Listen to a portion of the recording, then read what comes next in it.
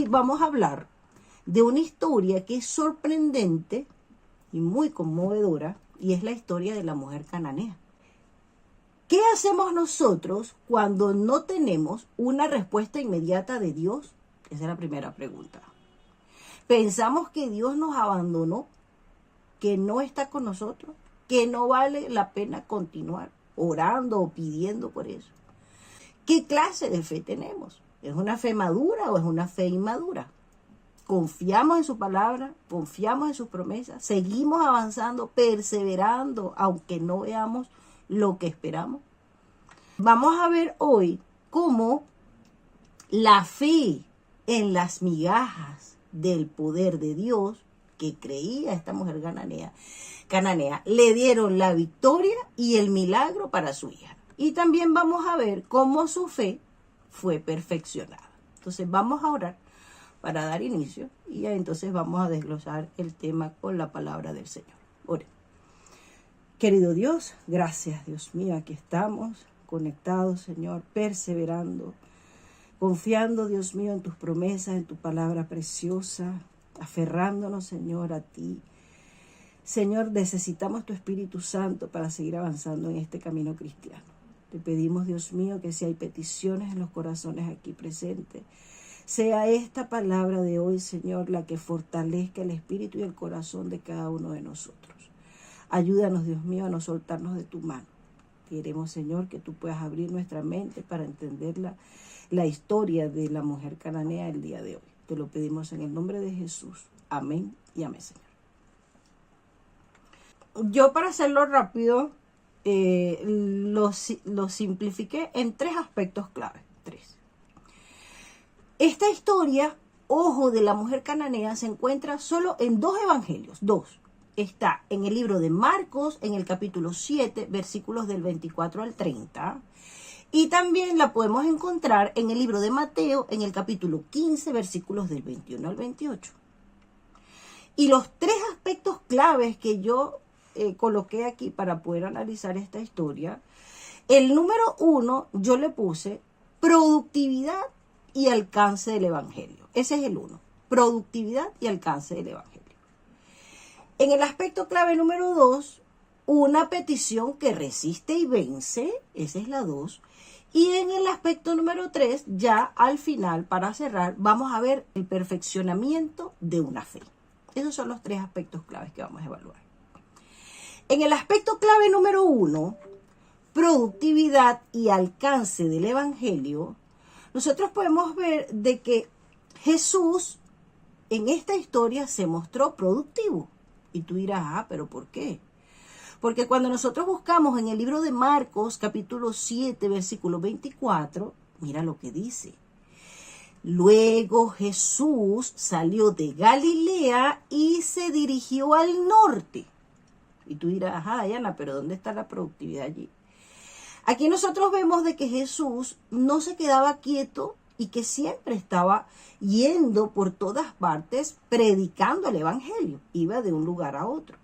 Sea que llevaba el evangelio a judíos, ojo, y también a no judíos. Él estaba tratando de sanar, liberar, salvar y restaurar a la mayor cantidad de personas posibles. O sea, él estaba enfocado en cumplir su misión. Ahí nosotros vemos la productividad. Sale de Galilea y se dirige al norte.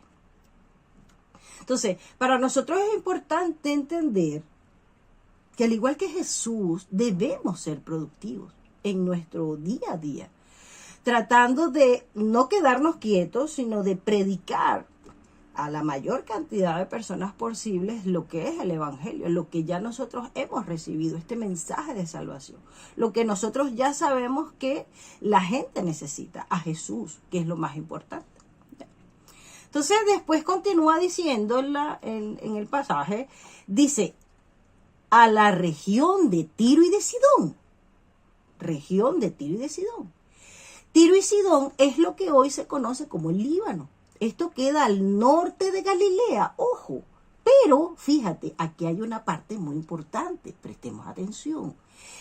En estas ciudades de Tiro y Sidón, era la máxima expresión del paganismo de la época.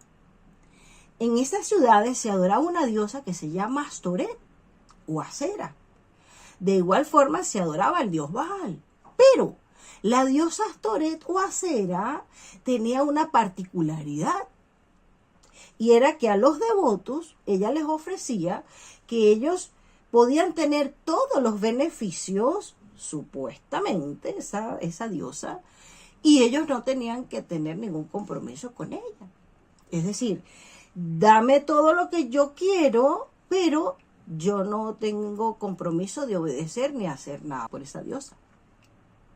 Nosotros tenemos que ver también aquí que es importante en el sistema de adoración actual que nosotros vemos en el mundo, esta actitud donde yo le pido a Dios y donde yo no me comprometo con Dios es muy marcada, o es la mayoría de las personas por lo general. Incluso nosotros antes de conocer a Cristo pudimos haber sido así. Es decir, yo quería recibir bendiciones de Dios, milagros de Dios, pero nadie se quería comprometer con el Señor. Puede que ese sea tu caso. En mi caso era así. Yo reconozco que antes yo quería recibir todo de Dios, le pedía bendiciones, oraba y todo, pero no obedecía su palabra, no guardaba sus mandamientos, ya mi vida y no quería estar metida en una iglesia ni estar predicando con Biblia, nada de esas cosas. Entonces, la mayoría de las personas, por lo general, piensan que a lo mejor Dios es eso, pues es como no sé, un mago, un rey mago, que tiene una varita mágica que uno le pide y ya inmediatamente él nos cumple todos nuestros deseos y nosotros no tenemos que hacer absolutamente nada, ¿ya? Entonces, esa parte es importante. Incluso otros podemos recibir el milagro en algún momento, que dice, Señor, ayúdame, y después recibimos la situación, ya pasa el peligro, pasa todo y después nos olvidamos de Dios. En algún momento quizás alguno de nosotros pudo tener ese comportamiento. Entonces, en el aspecto clave número 2, para seguir avanzando, vemos una petición que resiste y vence. Entonces, en Marcos 7:25, aquí es donde está lo medular. Aquí es donde viene la historia de la mujer cananea. Mira lo que dice. Porque una mujer, así empieza el versículo, el 7:25. Porque una mujer, no se dice el nombre de la mujer. No se llama a la mujer por su nombre. Pero lo que sí sabemos es que esta mujer estaba decidida a tener una audiencia con Jesús. Pero ella tenía aquí dos cosas. Una de las cosas que tenía esta mujer era que ella tenía una gran necesidad. Porque cuando continuamos leyendo Marcos 7:25, mira lo que dice. Cuya hija tenía un espíritu inmundo. Esa era su necesidad. Entonces, muchos de nosotros hemos tenido la necesidad de tener una audiencia con Jesús. Muchos de nosotros hemos ahora perseverado y hemos buscado a Jesús porque tenemos una necesidad. Puede ser con tu hijo, con tu hija, de salud, económica, como inmigrante, lo que sea. Entonces, la mayoría de nosotros acude a Jesús quizás por una necesidad primeramente, porque no hay un deseo así como que surja de nosotros, voy a ir a la iglesia, yo creo que sí hay casos, ¿no? Pero la mayoría de nosotros siempre va por una necesidad. Y eso fue lo que le sucedió a él. Y eso es lo que nos puede estar pasando quizás a nosotros. Incluso el caso de ella fue de que ella vio que su hija estaba con un espíritu inmundo, es decir, estaba endemoniada. Muchos de nosotros, quizás nuestros hijos no están en la iglesia, o el marido, o las familiares, y estamos ahí orando, perseverando para que ellos sean liberados de esa condición de endemoniamiento que ellos puedan tener. Eso es una necesidad que nos lleva a estar siempre a los pies de Jesús. Señor, ayúdalo, intercediendo por ellos también para que ellos puedan encontrarse con Cristo y salir de esa condición de pecado en la cual nosotros también estábamos en algún momento. Pero lo segundo que ella tenía, que también esto es clave, es que ella tenía una gran fe en Jesús. Pero ojo, esta fe no vino de forma fortuita. ella había oído hablar de Jesús, porque dice la lectura, luego que oyó de él. Nosotros sabemos que la fe viene por el oír y el oír de la palabra de Dios. Entonces, ella, me imagino que la fe, la fama de Jesús, por todas las cosas que ya le estaba haciendo, impactando, caminando por todas partes, llevando salvación, restauración, sanando a todo el mundo, empezó la gente a hablar de lo que Jesús estaba haciendo y llegó a los oídos de esta mujer cananea. Entonces ella ya había escuchado de él. Entonces dice la lectura que ella vino y se postró a sus pies. Esto es clave, esto es clave. La actitud que tuvo ella fue una actitud humilde, una actitud de, bueno, yo reconozco que tú eres el Mesías, yo me postro ante tus pies, yo me humillo, me quebranto ante ti por mi necesidad y yo confío que tú vas a atender mi petición. Entonces ella le rogaba, le clamaba, apelaba a su misericordia. Ella se arrodilla y se postra. De igual manera nosotros, al igual que esta mujer, siempre que nosotros queramos acudir al Señor, lo tenemos que hacer con un corazón contrito, un corazón humillado, un corazón humilde, reconociendo quién es el Señor. Y eso es lo que busca el Señor, corazones que de verdad reconozcan su propia condición de pecado, reconozcan sus fallas, sus errores, su condición de quién es Dios y quiénes somos nosotros. Entonces, esta parte es importante. Entonces, en el caso de ella, que estaba preocupada por su hija, para nosotros que somos padres, o para ti o para mí que somos madres y padres, es clave porque el tormento de nosotros los padres es el sufrimiento de nuestros hijos. Nosotros sentimos en carne propia el dolor de nuestros hijos.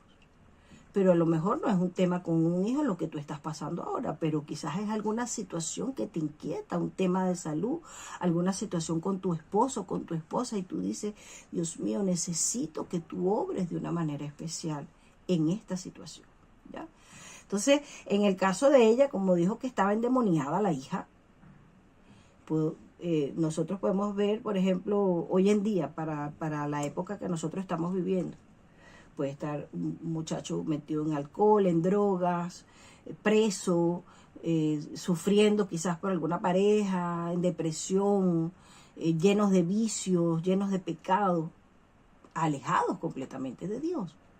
Entonces, eso nos genera a nosotros quizás angustia, al igual que esta mujer. Entonces, ¿quién no sufre por los hijos? Nosotros, todos los padres, sufrimos por nuestros hijos.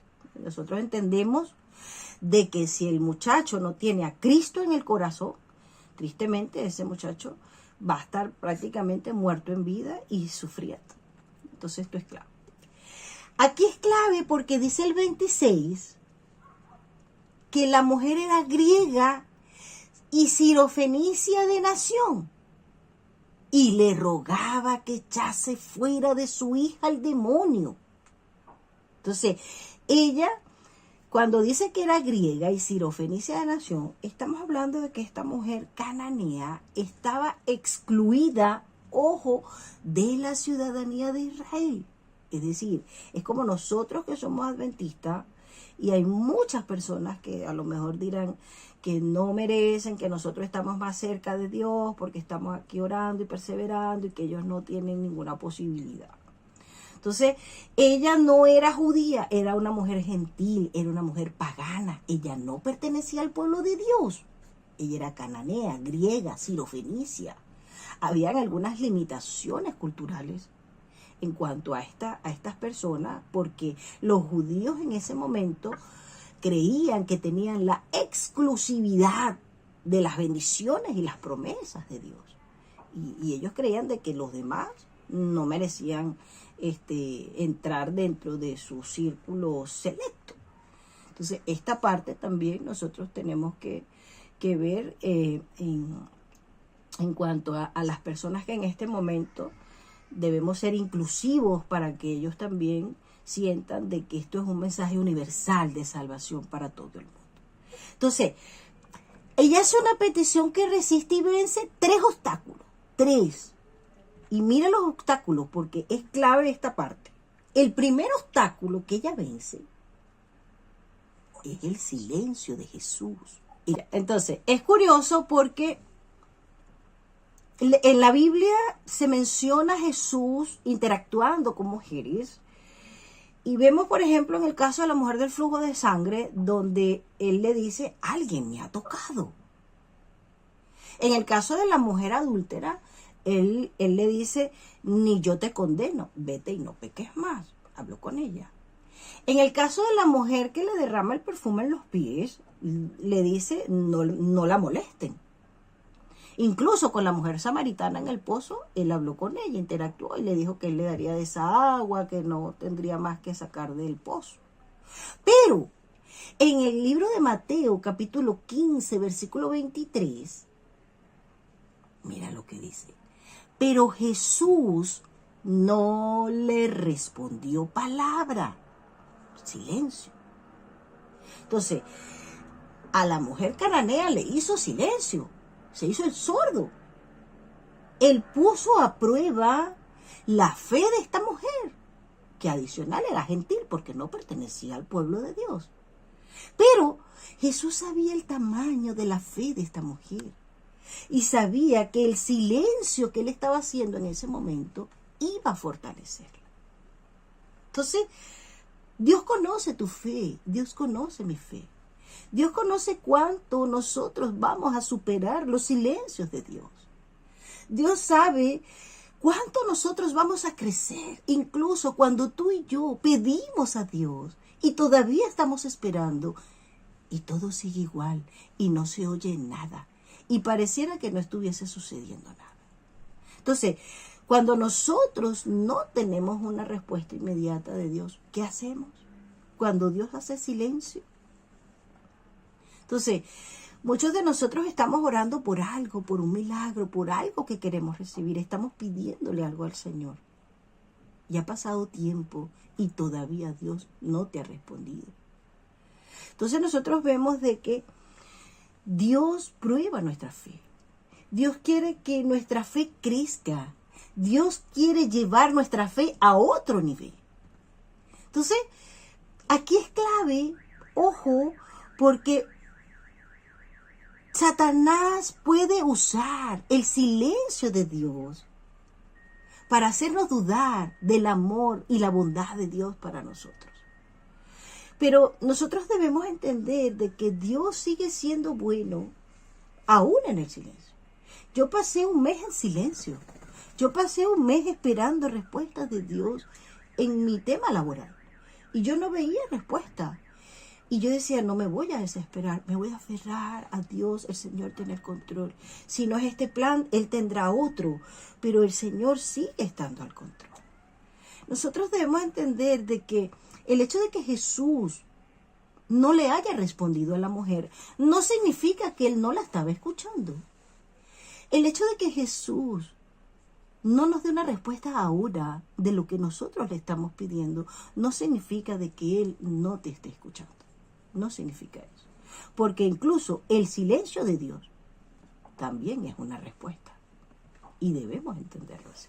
Entonces, Él quiere saber qué vamos a hacer nosotros cuando Él no responde de inmediato a nuestra petición. El nivel de fe y de madurez cristiana depende de nuestra actitud en el silencio. Depende de nuestra actitud cuando no tenemos una respuesta inmediata del Señor. Entonces, ¿qué hacemos nosotros cuando no nos responde Dios? ¿Permanecemos? ¿Avanzamos? ¿Perseveramos? ¿Creyendo en Él, en sus promesas? El segundo obstáculo que esta mujer superó, ojo, por eso es que dice una petición que resiste y vence, ella venció el obstáculo del silencio. Y viene el segundo obstáculo, que es el rechazo de los discípulos. Y esto es clave, porque ¿dónde estaba la compasión de ellos? Mira lo que dice Mateo 15, 23 en la continuación del versículo. Entonces, acercándose sus discípulos, le rogaron diciendo, despídela, pues da voces tras nosotros. Me imagino la mujer pegando gritos, rogándole, Jesús, Hijo de David, ten misericordia de mí, sana a mi hija, echa fuera el demonio. Y los discípulos, que eran los herederos, los hijos, los judíos, los que manejaban la promesa, despídela. Esta mujer está gritando. Aquí tenemos que preguntarnos nosotros, porque nosotros somos los discípulos de Jesús de ahora, de este año 2024. Como discípulos de Jesús, ¿somos compasivos con los que sufren? Porque ahí es donde de verdad nosotros mostramos en el amor de los unos por los otros, de que somos verdaderos discípulos de Jesús. ¿Qué clase de corazón tenemos? Porque esto es clave. Muchas veces hay personas que hablan y no se les atiende, no se les escucha, no, ni pendiente, más bien se fastidian por escuchar los problemas de los demás. Quizás en algún momento nosotros podemos caer en eso, tenemos que tener cuidado y pedirle al Señor que nos ayude a tener el corazón de Él. El corazón de Jesús es un corazón que se dolía y empatizaba con cada uno de los sufrimientos de cada persona, de cada ser humano. ¿Ya? Entonces, ya para cerrar, el tercer obstáculo que ella resiste es la respuesta negativa de Jesús. Y esta es la peor. Porque muchas veces nosotros hasta en silencio, los discípulos, los hermanos a lo mejor no me prestaron atención a mi petición. ¿Qué hago? Me voy de la iglesia. No, yo sigo perseverando. Ella siguió perseverando a pesar de que los discípulos la rechazaron. Pero el mismo Jesús le dice que no le iba a dar prioridad a ella, sino a sus hijos. Mira lo que dice Marcos 7:27.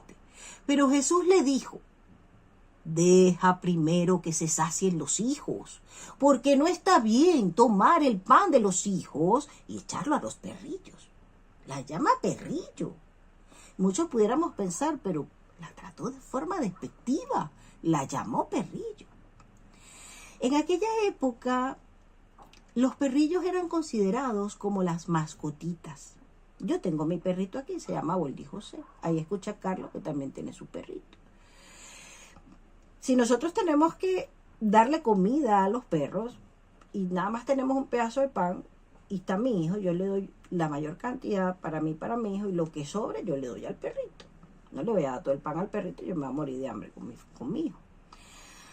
En aquel momento, él no le quiso decir de forma despectiva que era un perro, que era un perrillo, sino es una forma de decir que primero iba a alimentar a los judíos, es decir, a su pueblo, y después la iba a alimentar a ella. Muchos habían pensado, porque yo he dado estas predicaciones y me han dicho, Dayana, él hizo acepción de personas. Hizo acepción de personas. Pero Jesús le daba el trato específico a cada persona y la actitud correcta y la palabra precisa, dependiendo de cómo él conocía el corazón de cada persona. Ya, la mujer samaritana no le dijo lo mismo que la mujer adúltera, ni tampoco a la del flujo de sangre. Es decir, cada uno de nosotros tiene un corazón y Jesús sabe exactamente cómo nos va a tratar a cada uno de una manera distinta. En este caso de esta mujer, que puede que sea tu caso o el mío, ella necesitaba ser perfeccionada en estos obstáculos. Ella necesitaba, porque el Señor sabía que esta mujer estaba desarrollando una fe grande por Él. Y Él dijo, en la medida en que yo más obstáculos le pongo a esta persona, a esta mujer, avanza y persevera y sobrepasa y se eleva por encima de los obstáculos. Entonces el Señor sabía que ella iba a resistir, incluso todo esto. Entonces, aquí es importante que nosotros también nos preguntemos, ¿qué hacemos nosotros cuando las cosas se ponen peor? Cuando vienen obstáculos ante lo que nosotros estamos quizás pidiendo y no llega y no llega. ¿Será que nosotros seguimos perseverando? ¿Será que Dios en eso desea perfeccionar, mejorar y llevarnos a otro nivel de fe en la medida en que nosotros seguimos perseverando en las promesas del Señor? Porque en la medida en que más le ponían obstáculos a ella, ella más se hincaba de rodillas, más arrodillaba, más. No era que ella estaba forzando la voluntad de Dios en su insistencia, ojo, sino que Dios a veces está permitiendo algunas situaciones en tu vida y en mi vida externas porque quiere lograr cambios internos en ti y en mí primero. Y cuando nosotros empezamos a generar la fe que Él quiere, la dependencia que Él quiere en Él, conocer su corazón, su amor en Cristo Jesús, y ya nosotros entendemos su voluntad en esa circunstancia y soltamos el problema verdaderamente en sus manos, Él empieza a obrar en el corazón de nosotros y después en las circunstancias externas. Es lo más importante. Entonces ya en Mateo 15:25 ya se postra ante Él y le dice, Señor, socórreme.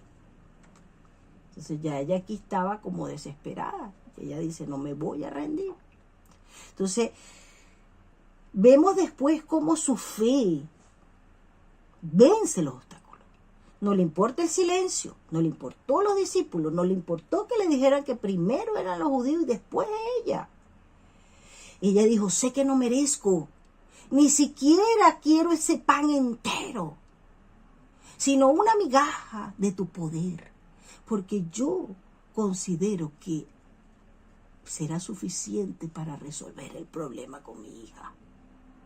En Mateo 15:27, ya para cerrar, ella le dice, sí, Señor, pero aún los perrillos comen de las migajas que caen de la mesa de sus amos.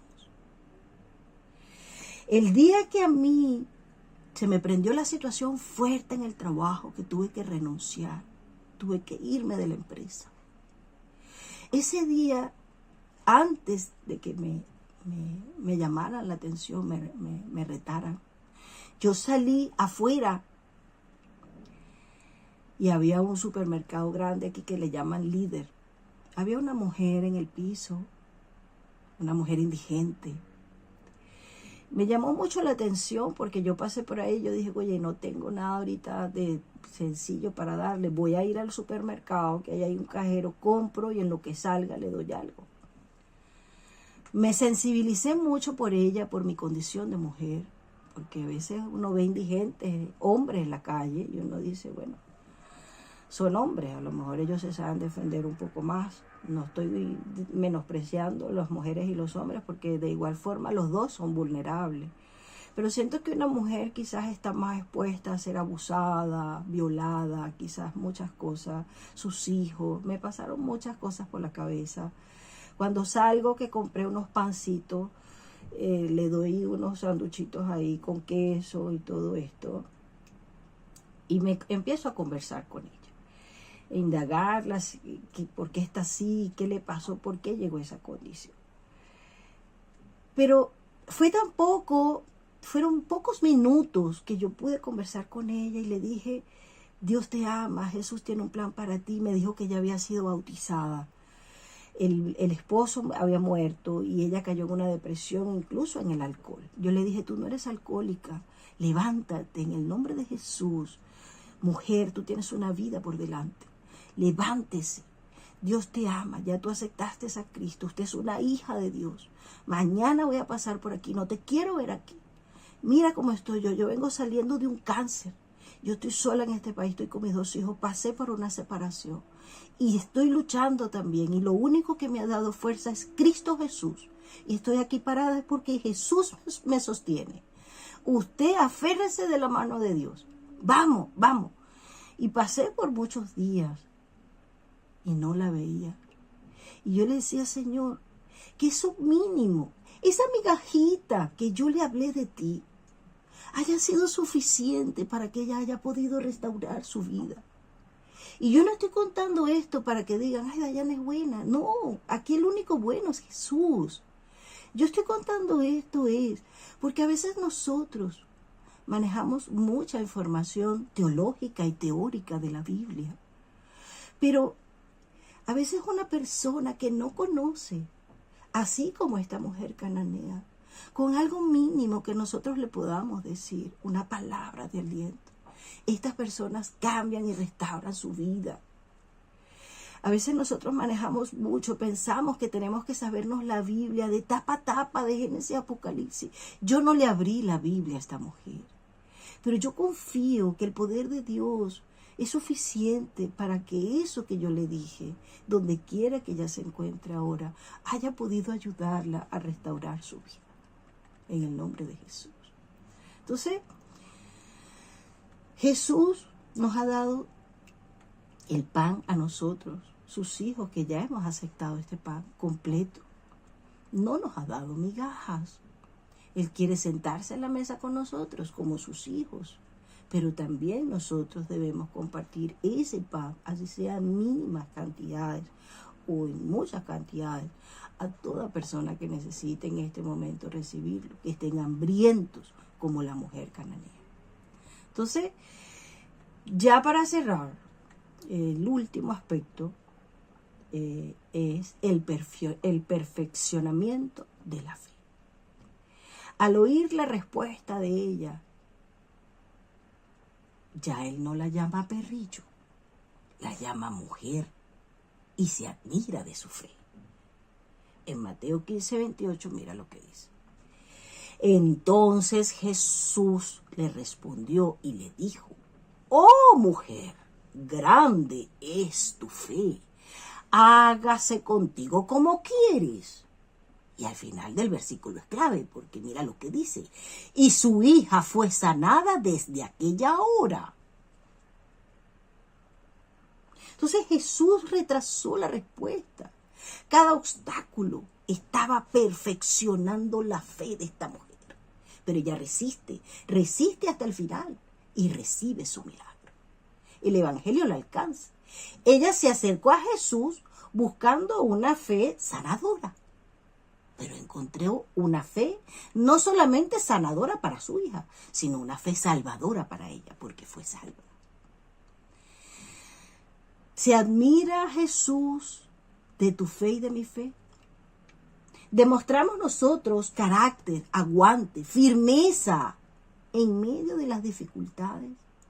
¿Qué puede decir Dios de tu fe y de mi fe? ¿Hasta dónde somos nosotros capaces de resistir, esperando que Dios cumpla sus promesas en nosotros? ¿Será que Dios está probando tu fe? ¿Será que Dios está moldeando tu fe? ¿Será que está perfeccionando tu fe? ¿Será que nos está llevando a otro nivel de fe? Entonces, hermanos, en Mateo 11:12 dice que desde los días de Juan el Bautista hasta ahora, el reino de los cielos sufre violencia. Y al final es clave, porque dice: y los violentos lo conquistan por la fuerza. Pero no es violento de que vamos a estar peleando doctrinalmente con la gente. No es violento de que vamos a estar discutiendo teológicamente con nadie. Aquí la violencia es para los que con uñas, garras y dientes se aferran a Dios y su palabra. Con uñas, garras y dientes dicen: Señor, no te suelto hasta que no me bendigas. Con uñas, garras y dientes obedecen y guardan su palabra y esperan la respuesta en el tiempo oportuno de Dios. Esos son los violentos. Los violentos no son los cristianos que empezaron este camino, porque muchos vamos a comenzar. El tema del cristiano no es cómo empieza, es cómo vamos a terminar. Quien persevere hasta el final, ese será salvo. Que Dios nos ayude, hermanos, a que nosotros podamos seguir avanzando, así como la mujer cananea. Cada obstáculo, cada situación que se nos presente, decirle: Señor, aquí estoy, aferrado a ti, aferrada a tu palabra. Yo me mantengo aquí, no me suelto de tu mano, hasta que Cristo venga a buscarme. Y aún si tengo petición, las dejo en tus manos para que tú hagas tu voluntad en cada una de ellas. porque sé, Señor, de que tú sigues estando al control de mi vida y descanso en esa promesa. Entonces vamos a orar para que Dios nos ayude a que nuestra fe se siga fortaleciendo y que sigamos perseverando hasta el final, así como la mujer cananea, y que siga perfeccionando y moldeando cada aspecto de nuestra fe, y que nosotros no nos soltemos de la mano del Señor hasta que Él venga por nosotros. Oremos. Querido Padre que estás en los cielos, te damos gracias, Señor, porque sabemos que tú eres el que pones en nosotros el querer como el hacer por tu buena voluntad.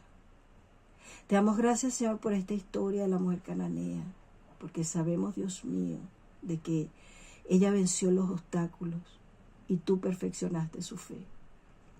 Hay muchos de nosotros que estamos quizás, Señor, pidiendo, anhelando, quizás estamos con algo en nuestro corazón y no ha llegado. Lo único que te pedimos, Dios mío, es que nos ayudes a perseverar en tu palabra preciosa, a aferrarnos a tus promesas y que tú, Señor, puedas responder de acuerdo a tu voluntad, de acuerdo a tus propósitos.